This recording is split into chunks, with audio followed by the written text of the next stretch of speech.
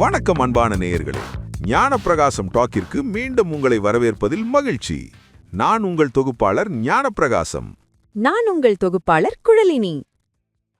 நவீன அறிவியல் ஆய்வகங்கள் உருவாவதற்கு பல நூற்றாண்டுகளுக்கு முன்பே தமிழ் சித்தர்கள் எந்த ஒரு இயந்திரமும் இல்லாம வெறும் சாண வரட்டி, களிமண்ணாகள், அப்புறம் காலையில விழும் பனித்துளி இதையெல்லாம் மட்டுமே வச்சுக்கிட்டு மிக நுட்பமான மூலக்கூறு வேதியியலை செஞ்சிருக்காங்கன்னு சொன்னா கேட்டுட்டு இருக்கிற உங்களால நம்ப முடியுதா?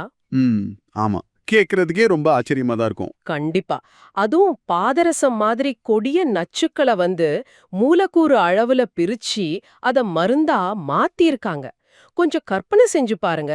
பல பில்லியன் டாலர்கள் செலவு செஞ்சு நவீன கருவிகளோட இன்னைக்கு நாம செய்யற சாலிட் ஸ்டேட் கெமிஸ்ட்ரி அப்படிங்கிற திடநிலை வேதியியல அன்றைக்கே காடுகள்ல ஒரு சாதாரண கல்வத்தை வச்சு சாதிச்சிருக்காங்க. உண்மைவாங்க. இன்னைக்கு நம்முடைய இந்த ஆழமான தேடல்ல பழங்கால வேதியியலோட ரகசிய கதவுகளை திறக்க போறோம். இதற்காக நாம கையில எடுத்திருக்கிறது ஏதோ ஒரு சாதாரண கவிதை புத்தகம் கிடையாது.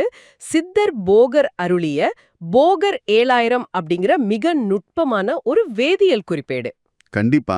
பாத்தீங்கன்னா பலரும் சித்தர்கள் அப்படின்னாலே அவங்க காடுகள்ல கண்ணை மூடிட்டு தியானம் செய்யற முனிவர்கள்னு மட்டும்தான் நினைச்சிட்டு இருக்காங்க. ஆமா, பொதுவா அப்படிதான் ஒரு பிம்பம் இருக்கு. ஆனா நீங்க போகர் 7000 நூலை படிச்சு பாத்தீங்கன்னா அவர் ஒரு தத்துவஞானி மட்டும் கிடையாது, அவர் ஒரு தலை சிறந்த விஞ்ஞானி. குறிப்பா சொல்லணும்னா ஒரு ஹார்ட்கோர் கெமிஸ்ட் அப்படின்னே சொல்லலாம். ஓஹோ, ஒரு கெமிஸ்ட். ஆமாங்க. இன்னைக்கு நாம இந்த விவாதத்துல அந்த நூல்ல இருக்கிற பொட்டிலுப்பு சுண்ணம் தயாரிக்கிற முறைய ஒரு லேப் மேனுவல்ல எப்படி படிப்போமோ அப்படி வார்த்தைக்கு வார்த்தை உடைச்சு பார்க்க போறோம். ரொம்ப சுவாரஸ்யமா இருக்கு. இந்த இடத்துல கேட்டுட்டு இருக்கிற உங்களுக்கு ஒரு விஷயம் தோணலாம், ஏன் ஒரு பழைய பாடலை இவ்ளோ நுணுக்கமா பார்க்கணும் அப்படின்னு. ஏன்னா இது வெறுமனே எதுகை மோனைக்காக எழுதப்பட்ட கவிதை கிடையாது. இது பல கட்ட பரிசோதனைகளுக்கு பிறகு எழுதப்பட்ட ஒரு துல்லியமான சயின்ஸ் ரெக்கார்டு. சரி, நாம நேரடியா விஷயத்துக்கு வருவோம். போகர் 7000ல இருக்கிற 79வது பாடலை இப்ப நான் வாசிக்கிறேன். இது பொட்டிலுப்பு சுண்ணம் எப்படி உருவாகுதுன்னு சொல்லுது. சரிங்க, வாசிங்க. கட்டுமே காரசாரம் எல்லாம் காணும் கணமான பாடானம் நவலோகங்கள் வெட்டுமே சேநீரில் மிடுக்காஞ்ச் சுண்ணம் வெடியுப்பு அடியான வேறேயாகும் தட்டுமே சாரமுறு பலந்தான் போடு தலையான வெடியுப்புச் சுண்ணம் ஒன்று கிட்டுமே இரண்டையும் தான் கல்வத்திட்டு கட்டியாக நாட்சாமம் அரைத்திடாயே. அருமை. இந்த பாடலை கேட்கும்போதே, அதாவது ஒவ்வொரு வார்த்தைக்கு பின்னாலையும் எவ்வளவு பெரிய வேதியியல் செயல்முறை ஒளிஞ்சிருக்குன்னு உங்களால உணர முடியும். இதை நம்ம வரியாவே பிரிச்சு பார்ப்போம். சரிங்க.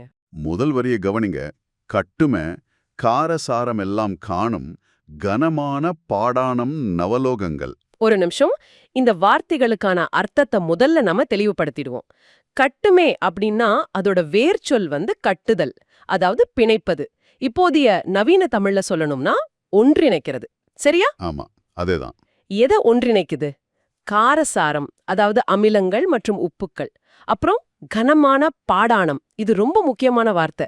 பாடானம்னா கொடிய நச்சுத்தன்மை கொண்ட தனிமங்கள், குறிப்பா இந்த ஆர்சனிக் மாதிரி பொருட்கள். கரெக்ட். அடுத்து நவலோகங்கள், அதாவது 9 வகையான உலோகங்கள். ஆக மொத்தம் இந்த சுண்ணம் அப்படிங்கிற பொருள் கடினமான உலோகங்களையும் கொடிய நச்சுக்களையும் பிணைக்கக்கூடிய ஆற்றல் கொண்டதுன்னு சொல்றாரு. ஆனா எனக்கு இங்க ஒரு சந்தேகம் வருது. சொல்லுங்க. சாதாரணமா கட்டுறதுனா கயிறு வச்சு கட்டுறது, இங்க வேதியியல்ல என்ன கட்டுறாங்க? இதோட உண்மையான மெக்கானிசம் என்னவா இருக்கும்? ரொம்ப அருமையான கேள்வி. இங்க கட்டுதல் அப்படிங்கிறது ஆங்கிலத்துல நாம சொல்ற மாலிகுலர் பாண்டிங் அல்லது கெமிக்கல் பைண்டிங். ஓ, மாலிகுலர் பாண்டிங். ஆமாங்க. நச்சுக்களோட மூலக்கூறுகளை, அதாவது அதோட அணுக்கட்டமைப்பை இந்த சுண்ணம் தன்னோட இணைச்சுக்குது, அதுக்குள்ள ஒரு ரசாயன பிணைப்பை ஏற்படுத்துது. அதுதான் அந்த கட்டுமே அப்படிங்கிற வார்த்தையோட அர்த்தம். அடா, அவ்வளோ அர்த்தம் இருக்கு அதுல. சரி, அடுத்த வரைக்கும் போவோம். வெட்டுமே செயநீரில் மிடுக்காஞ்சு சுண்ணம் வெடியுப்பு அடியான வேறேயாகும். கட்டுமேன்னு சொன்னவரு இப்போ அதுக்கு நேர் எதிரான வெட்டுமேங்கிற வார்த்தைய பயன்படுத்துறாரு. ஆமா.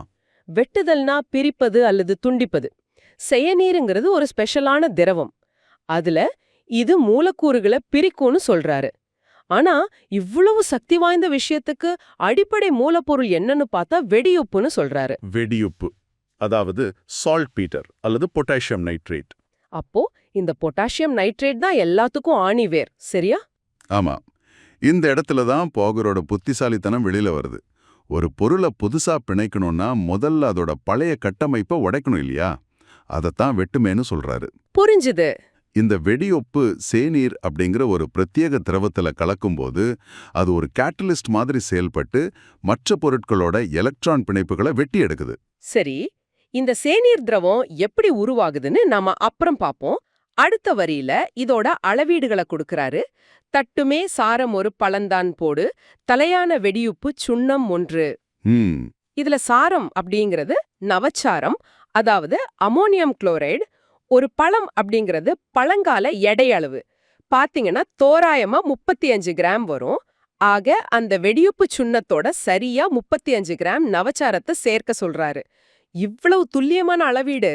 அது மட்டும் இல்ல, இந்த 2 பொருட்களும், அதாவது பொட்டாசியம் நைட்ரேட்டும் அமோனியம் குளோரைடும் ஒன்னு சேர்ந்தா என்ன மாதிரியான ரியாக்ஷன் நடக்கும்னு அவங்களுக்கு அத்துப்படியா தெரிஞ்சிருக்கு. அந்த ரியாக்ஷன் எப்படி நடக்குதுங்கிற ரகசியம் தான் கடைசி வரியில இருக்கு. கிட்டுமே இரண்டையும் தான் கல்வத்திட்டு கட்டியாக நார்ச்சாமம் அரைத்தாயே. ஆமா, கல்வம் அப்படிங்கிறது மருந்து அரைக்க பயன்படுத்துற ஒரு குறிப்பிட்ட வகை கல். அதுல இந்த 2 பொடியும் போட்டு கட்டியாகிற வரைக்கும் நார்ச்சாமம் அரைக்க சொல்றாரு. ஒரு சாமம்னா 3 மணி நேரம், அப்ப நார்ச்சாமம்னா சரியா 12 மணி நேரம். கரெக்ட். இங்க நிப்பாட்டுங்க. எனக்கு ஒரு மிகப்பெரிய சந்தேகம் வருது. கேட்டுட்டு இருக்கிற உங்களுக்கும் இந்த சந்தேகம் வரலாம். எந்த ஒரு திரவமும் ஊத்தாம 2 காய்ந்த பொடியை எடுத்து கல்லுல போட்டு அரைச்சா அது வெறும் கலந்த பொடியா தானே இருக்கணும். அது எப்படி இறுக்கமான கட்டியா மாறும்? வெறும் உராய்வு மூலமா எப்படி ஒரு மூலக்கூறு பிணைப்பு நடக்கும்? இந்த இடத்துல தான் நவீன அறிவியலையே சித்தர்கள் மிஞ்சுறாங்கன்னு நான் சொல்லுவேன். அப்படியா? ஆமாங்க. இன்னைக்கு லேப்ல எந்த திரவமும் சேர்க்காம வெறும் உராய்வு மூலமா வேதியியல் மாற்றத்தை உருவாக்குற முறைக்கு மெக்கானிக் கெமிஸ்ட்ரி அல்லது மெக்கானிக்கல் அலாயிங் அப்படின்னு பேரு. ஓஹோ. நீங்க 2 பொடிய கல்வத்துல போட்டு தொடர்ந்து 12 மணி நேரம் அரைக்கும் போது என்ன ஆகுதுன்னு நினைக்கிறீங்க? அந்த தொடர்ச்சியான உராய்வுனால அங்க ஒரு மிகப்பெரிய இயக்க ஆற்றல் உருவாகுது. அதாவது கைனடிக் எனர்ஜி. Kinetic energy. அந்த வெப்பம் மெல்ல மெல்ல அந்த 2 வேதிப்பொருட்களோட எலக்ட்ரான் பிணைப்புகளை உடைக்குது. அணுக்கள் எல்லாமே இடம் மாறி ஒன்னோடு ஒன்னு புதுசா இணைய ஆரம்பிக்குது. கேட்கவே பிரமிப்பா இருக்கு. அதாவது நம்ம 2 கைகளையும் சீர்த்து வேகமா தேய்ச்சா எப்படி ஒரு சூடு உருவாகுதோ அதே மாதிரி மூலக்கூறு அளவுல நடக்கிற தொடர் உராய்வு அந்த பொருட்களோட கட்டமைப்பையே மாத்தி ஒரு புதிய திடப்பொருளை உருவாக்குது. சாலிட் ஸ்டேட் ரியாக்ஷன் அதேதான். ஆனா இப்போ எந்த எலக்ட்ரானிக் கடிகாரமும் இல்லாத அந்த காலத்துல சரியா 12 மணி நேரம் அரைச்சாதான் இந்த ரியாக்ஷன் முழுமை அடையும்னு எப்படி அவங்க கால்குலேட் பண்ணாங்க? அதுதான் அவங்களோட அபாரமான கவனிப்பு திறன். ஒரு பொருளை அரைக்கும்போது அதோட நிறம் எப்படி மாறுது, அதோட அடர்த்தி எப்படி மாறுது, அதிலிருந்து என்ன வாசம் வருதுன்னு ஒவ்வொன்னையும் அவங்க ரொம்ப நுணுக்கமா கவனிச்சிருக்காங்க. வாசம் கூட மாறுமா?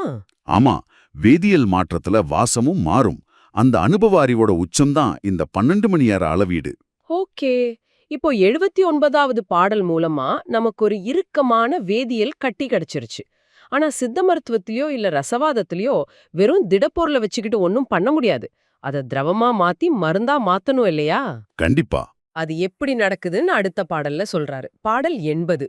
ஒரு பொருள் எப்படி தன் நிலையை மாற்றிக்கொள்கிறது, அதாவது திட நிலையிலிருந்து திரவ நிலைக்கு எப்படி மாறுதுங்கிற செயல்முறைய இது விவரிக்குது. வாசிக்கிறேன், கேளுங்க.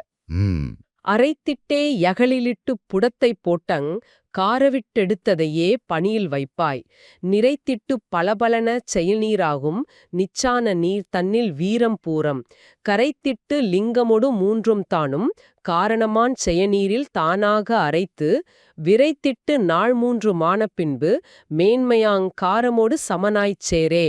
அருமை. இந்த பாட்டுல ஒரு மிகப்பெரிய சயின்ஸ் மேஜிக் இருக்குங்க. முதல் வரிய பாப்போம்.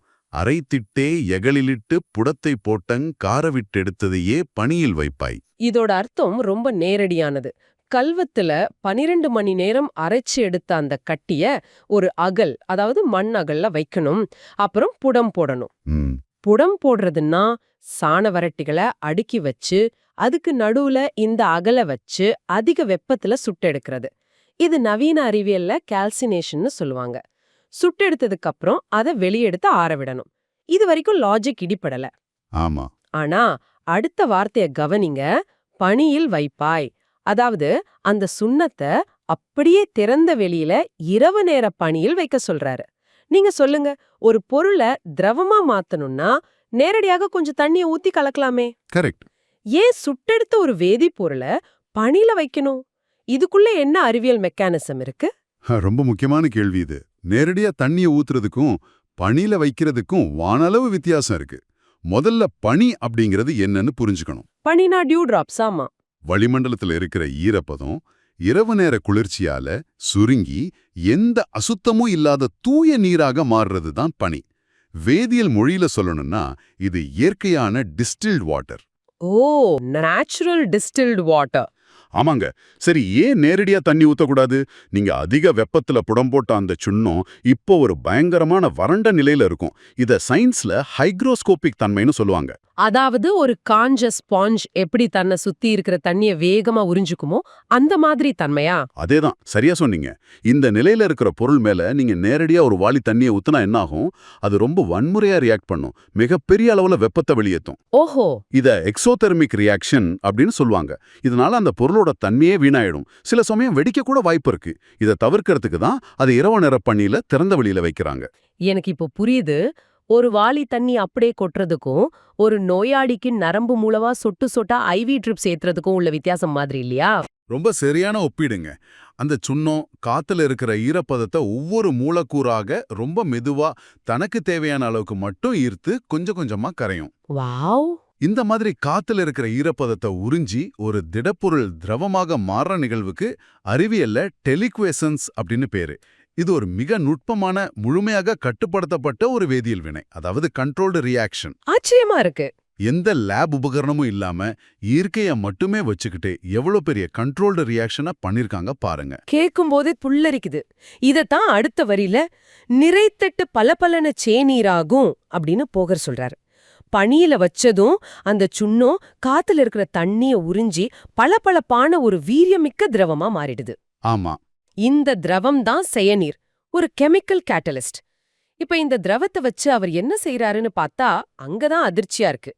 நிச்சான நீர்த்தண்ணில் வீரம் பூரம் கரைத்திட்டு, வீரம் பூரம் இந்த 2 கொடிய நச்சு பொருட்களையும் அந்த நீர்ல கரைக்க சொல்றாரு.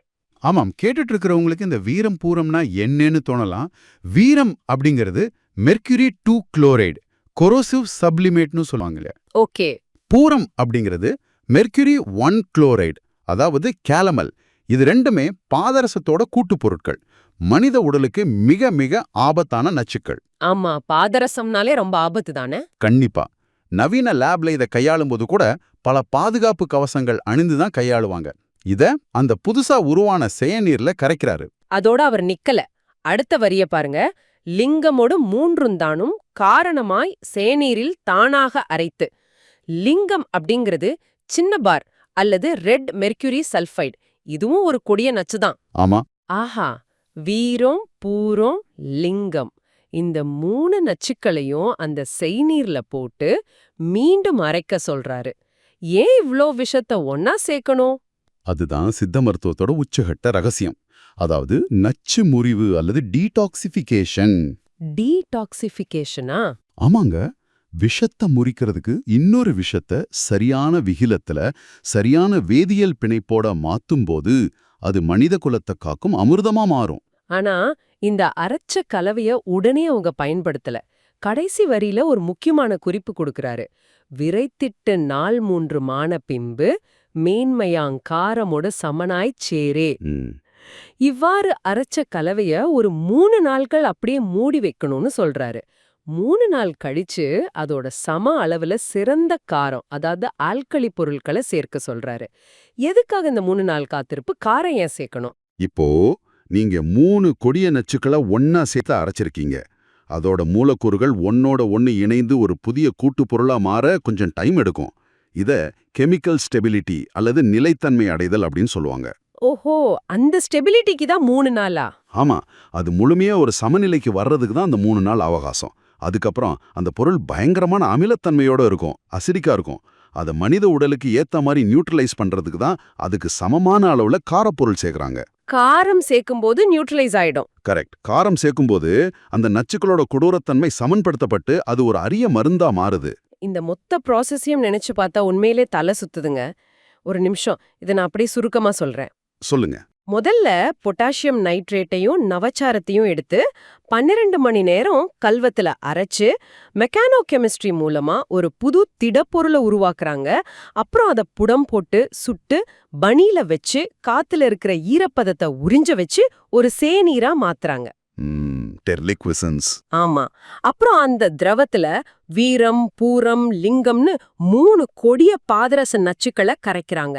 திரும்பவும் அரைச்சு 3 நாள் காத்திருந்து கடைசியா காரப்பொருள் சேர்த்து அதை ஒரு அரிய மருந்தா மாத்துறாங்க. ஒரு பொருள் திடநிலையிலிருந்து எப்படி திரவமாக மாறி பின் வேற பொருட்களோடு இணைந்து ஒரு புது மருந்தா மாறுதுங்கிற இந்த ஃபேஸ் டிரான்சிஷன் எவ்ளோ நேர்த்தியா இருக்கு. எக்ஸாக்ட்லி. இன்னைக்கு மாடர்ன் ஃபார்மகாலஜி அப்படின்னு சொல்லப்படுற மருந்தியல் துறையில பல 100 கோடி ரூபாய் செலவு செஞ்சு நாம கண்டுபிடிக்கிற விஷயங்களை எந்த ஒரு நவீன வசதியும் இல்லாத காலத்துல எவ்வளவு துல்லியமா அறிவியல் பூர்வமா செஞ்சிருக்காத பாருங்க. கண்டிப்பாங்க. உங்களை சுத்தி இருக்கிற உலகத்தை நீங்க இனிமே சாதாரணமா பார்க்க மாட்டீங்கன்னு நான் நம்புறேன். இந்த பொட்டலுப்பு சுண்ணம் தயாரிக்கும் முறை நமக்கு கத்துக் கொடுக்கிற பாடம் என்னன்னா, நம்ம முன்னோர்கள் வெறும் மந்திர தந்திரங்களை நம்பி காடுகள்ல வாழல. உண்மைதான். அவங்களோட ஒவ்வொரு அசைவிலையும் அவங்க நிர்ணயிச்ச ஒவ்வொரு கால அளவுலையும் ஆழமான அறிவியல் காரண காரியங்கள் ஒளிஞ்சிருக்கு. இத பத்தி கேட்டுட்டு இருக்கிற உங்களுக்கு நான் இறுதியா ஒரு சிந்தனையை முன்வைக்க விரும்புறேன். இன்னைக்கு நாம நானோ தொழில்நுட்பம் பத்தி பேசுறோம். ஒரு சின்ன வேதியியல் மாற்றத்தை நிகழ்த்த ரொம்ப பாதுகாப்பான கட்டுப்படுத்தப்பட்ட லேப் வேணும்னு சொல்றோம். ஆமா. ஆனா போகர் மாதிரியான சித்தர்கள் வெறும் களிமண் அகழ், கல்வம், எரிபொருளாக சாணவரட்டி, அப்புறம் இரவு நேர பனித்துளி இத மட்டுமே வச்சுக்கிட்டு கண்களுக்கு தெரியாத மூலக்கூறு அளவுல மாற்றங்களை செஞ்சிருக்காங்க. அப்போ நம்ம சுத்தி இருக்கிற இந்த இயற்கையே மிகப்பெரிய மிக துல்லியமான ஒரு வேதியியல் ஆய்வகமா அமைதியா எங்கிட்டு இருக்கு இல்லையா?